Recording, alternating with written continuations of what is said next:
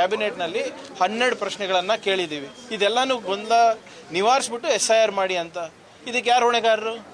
ಈಗ ಜನರಲ್ಲಿ ಇವತ್ತು ಆತಂಕ ಇದೆ, ಸಂಶಯ ಇದೆ, ಈ ಇಡೀ ಪ್ರಕ್ರಿಯೆ ಬಗ್ಗೆ ಒಂದು ಅನುಮಾನ ಇದೆ ಅಂದರೆ ಜವಾಬ್ದಾರಿ ಯಾರು? ರಾಜ್ಯ ಸರ್ಕಾರನ? ರೂಲ್ಸ್ ನಾವು ಮಾಡ್ತೀವಾ? ಲಾಜಿಕಲ್ ಡಿಸ್ಕ್ರಿಪೆನ್ಸಿ ಅಂದರೆ ಏನು ಅಂತ ಕೇಳಿದ್ರೆ ಅವ್ರ ಹತ್ರನೇ ಉತ್ತರ ಇಲ್ಲ. ರಾಜ್ಯ ಸರ್ಕಾರ ಹೇಳಿ ಈ ತರ ಮಾಡಿಸ್ತಿದೆ. BLO ಯಾರು ಅಂಡರ್ ಬರ್ತಾರೆ? ಅಧಿಕಾರಿಗಳು ನಮ್ಮವ್ರು ಇರ್ಬೋದು, ನಿರ್ದೇಶನ ಯಾರು ಕೊಡೋದು? ಎಲೆಕ್ಷನ್ ಕಮಿಷನ್ನೇ ಅಲ್ವಾ? ಈಗ ಯಾರು ಆಕ್ಷನ್ ತಗೋಬೇಕು? ಆಯ್ತು ಸರ್, ನೀವು ಇದು ಹೇಳ್ತೀರಾ ನೋಡಿ. ಎಲ್ಲರೂ ಕೂಡ MLAಗಳಿರ್ಬೋದು, BJP MLA ಇರ್ಬೋದು, ಕಾಂಗ್ರೆಸ್ MLA ಇರ್ಬೋದು, ಎಲ್ಲರೂ ಕೂಡ ಇದಕ್ಕೆ ಶ್ರಮಿಸ್ತಾ ಇದ್ದಾರಲ್ವಾ? ಯಾಕೆ? ಮತದಾರರಿಗೋಸ್ಕರ. ಈಗ ಅದಕ್ಕೆ ಮಾನದಂಡ ಇದೆ, ನೀವು ಹೇಳ್ದಂಗೆ ಫೋಟೋ ಹಾಕಬಾರ್ದು. ಇದು ಕೆಲವು ಶಾಸಕರು ಮಾಡಿದ್ದಾರೆ. ಜಯನಗರ್ನಲ್ಲಿ ಏನಾಯ್ತು ಸರ್? ಜಯನಗರ್ನಲ್ಲಿ ನಮ್ಮ ಶಾಸಕರು ಇರೋದಾ? BLO ಯಾರಿರೋದು? ರಾಜ್ಯ ಸರ್ಕಾರದ್ದು ಚಾಮರಾಜಪೇಟೆ, ಯಶವಂತಪುರದಲ್ಲೆಲ್ಲ ಎಲ್ಲ ಕಡೆ ಇರ್ತದೆ. ಈಗ SIR ಎಲ್ಲ ಪೊಲಿಟಿಕಲ್ ಪಾರ್ಟೀಸು ಮಾಡಬೇಕಲ್ವಾ? ಈಗ ನಾಳೆ ನೀವು ಎಲೆಕ್ಷನ್ ಗೆಲ್ಬೇಕಂದ್ರೆ ನೀವು ನಿಮ್ಮ ಮತದಾರರಿಗೆ ಹಾಕ್ಸ್ತೀರಾ. That is what is called a revision of ಇದು ವೋಟರ್ ಲಿಸ್ಟು.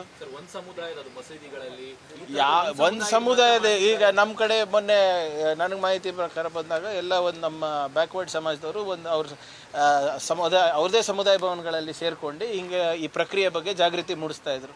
ಅವ್ರ ಹತ್ರ ಏನು ER ಫಾರ್ಮ್ಸು ಡೌನ್ಲೋಡ್ ಮಾಡ್ಕೊಂಡು ಅಲ್ಲೇ ಹಂಚ್ತಾ ಇದ್ರು. ಅದಕ್ಕೇನಂತೀರಾ? ಆತಂಕ ಯಾರಿಗಿರೋದು ಈಗ? ಅಲ್ಪಸಂಖ್ಯಾತರಿಗೆ, ದಲಿತರಿಗೆ, ಹಿಂದುಳಿದ ವರ್ಗದವರಿಗೆ, ಆರ್ಥಿಕವಾಗಿ ಹಿಂದುಳಿದ ಮೇಲ್ವರ್ಗದವರಿಗೆ.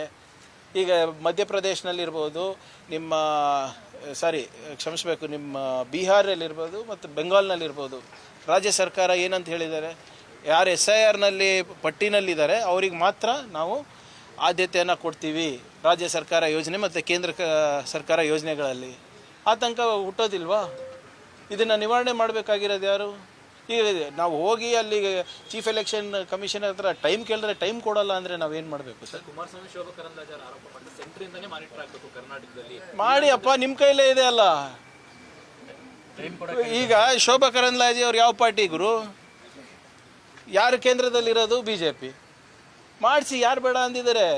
ಪಾರದರ್ಶಕವಾಗಿ ಮಾಡಿ ಅಂತ ಹೇಳ್ತಾ ಇರೋದಲ್ಲ ನಾವು ಕೂಡ. ಭಾಳ ಸ್ಪಷ್ಟವಾಗಿ ನಮ್ಮ ಕ್ಯಾಬಿನೆಟ್ ನೋಟ್ನಲ್ಲಿ ಅಥವಾ ಮನವಿನಲ್ಲಿ ಏನಿದೆ? First line, we are not against revision of voter list of any kind.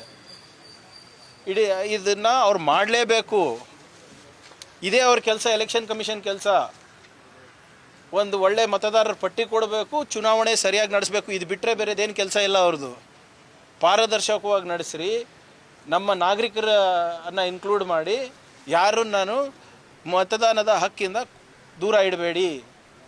ಅದಕ್ಕೆ ಕೆಲವು ಪ್ರಶ್ನೆಗಳನ್ನು ಕೇಳಿದ್ವಿ, ಅದಕ್ಕೆ ಉತ್ತರ ಕೊಟ್ಟರೆ ಮುಗ್ದೇ ಹೋಗ್ತದಲ್ಲ ಸರ್. ಈ ಆತಂಕ ಸೃಷ್ಟಿ ಮಾಡ್ತಾರೆ ಅದು ರಾಜ್ಯ ಸರ್ಕಾರಗಳ, ಕಾಂಗ್ರೆಸ್ ಪಕ್ಷನ. ವಾಟ್ ಈಸ್ ಎಲೆಕ್ಷನ್ ಕಮಿಷನ್ ಅವ್ರು ಏನು ಕತೆ ಕಾಯ್ತಾ ಇದ್ದಾರಾ?